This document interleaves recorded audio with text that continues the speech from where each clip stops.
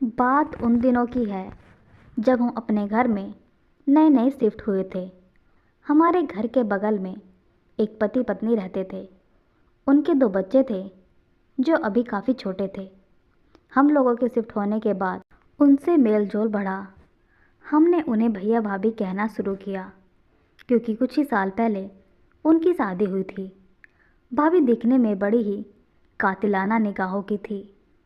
भाई साहब तो सुबह अपने काम पर चले जाते और भाभी घर पर ही अपने बच्चों की परवरिश करती। भाभी दिखने में अति सुंदर। उनका गोरा रंग, गोरा फेस, गोरा सा बदन, पतली चिकनी कमर, पीछे निकले हुए कूल्हे, मदमस्त करने वाली बड़ी बड़ी आंखें किसी को भी अपना दीवाना बना सकती थी। मैं भी उस समय 26-27 साल का होऊंगा। अब पड़ोसन भाभी का हमारे घर पर आना जाना शुरू हो गया था।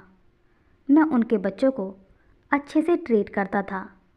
मुझे जब भी टाइम मिलता था मैं उनके बच्चों के साथ खेलने लग जाता था ताकि मैं भाभी के और करीब आ सकूं। उन्हें आए अब 5 से 6 महीने बीत गए थे। अब हमारे बीच थोड़ा बहुत अपनापन सा होने लगा था और हम लोगों का एक दूसरे के घर आना जाना, एक दूसरे के घर खाना एक्सचेंज करना एक नॉर्मल सी बात हो गई थी। हम लोगों की पड़ोसन भाभी से एक अच्छी ट्यूनिंग बैठ गई थी। कभी कभी एक दूसरे को हम नॉनवेज जोक भी सुना देते थे। पर पता नहीं क्यों आए दिन भैया और भाभी में झगड़े होते रहते थे। यह देखकर मुझे बहुत दुख होता था कि भाभी हमेशा दुखी और परेशान रहती हैं। उनकी आपस में बिल्कुल भी नहीं बनती थी क्योंकि भैया शराब पीकर भाभी के साथ मारपीट करते थे और मुझसे यह सब बर्दाश्त नहीं होता था। पर मैं करता भी तो क्या, एक पति पत्नी के बीच में मैं कैसे कुछ कर सकता था।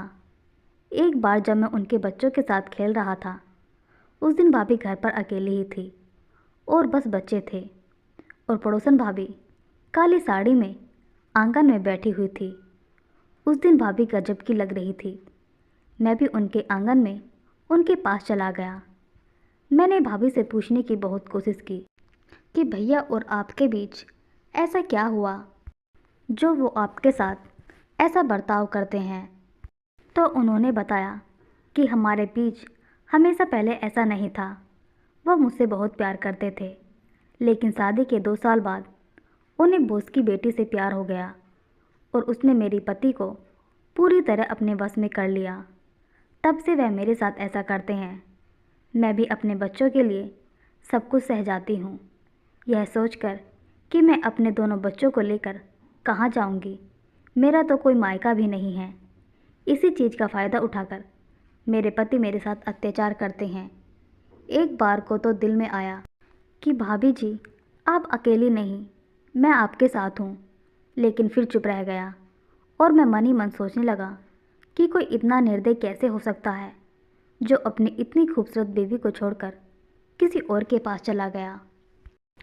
एक बार मैं घर पर अकेला था और भाभी के बेटे को बहुत तेज़ बुखार था। उस दिन भाभी रोते हुए मेरे घर आई और अपने बेटे के बारे में बताया।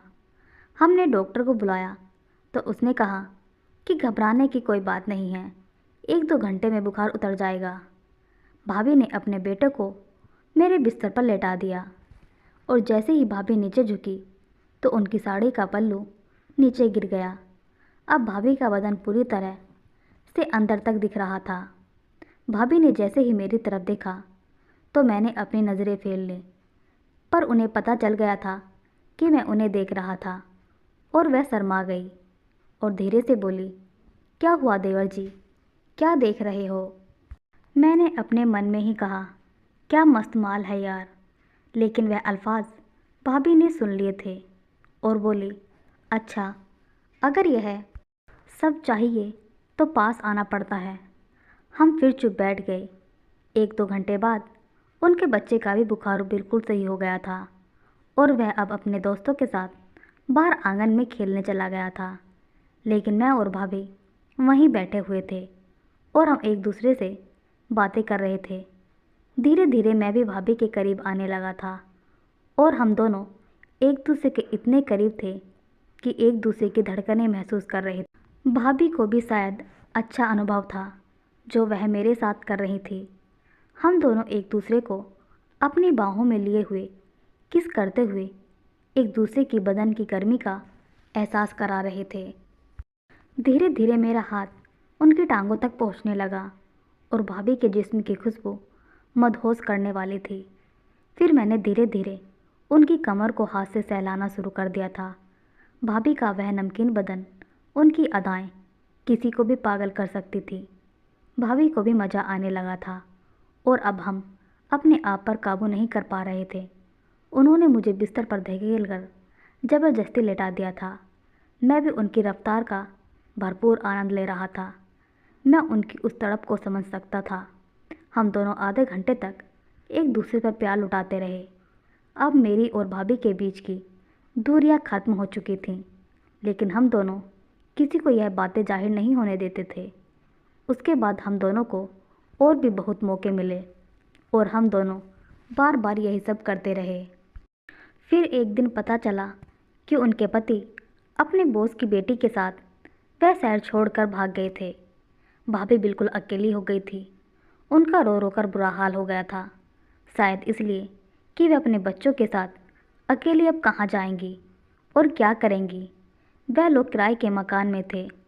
लोगों ने भाभी को समझाने की बहुत कोशिश की, लेकिन वे समझ नहीं पा रही थी और वह एक दिन अपने बच्चों के साथ मुझे एक नहर के पास खड़ी मिली।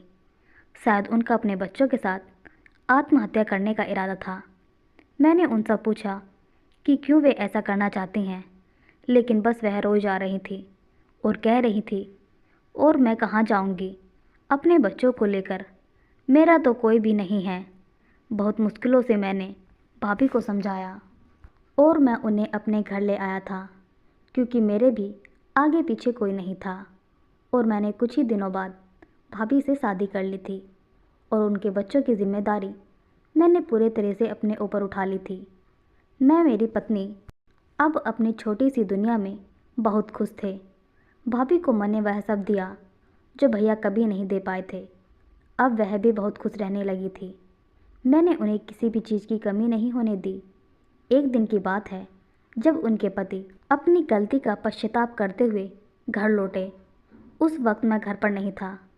मेरी पत्नी से माफ़ी मांगने लगे, गिड़गिड़ाने लगे कि प्लीज़ उन्हें माफ़ कर दो, लेकिन भाभी ने उन्हें धक्के मारकर घर से निकाल दिया और उन्हें चेतावनी दी कि अब यही मेरा परिवार है, आज के बाद यहाँ कदम रखने की ज़रूरत भी मत करना।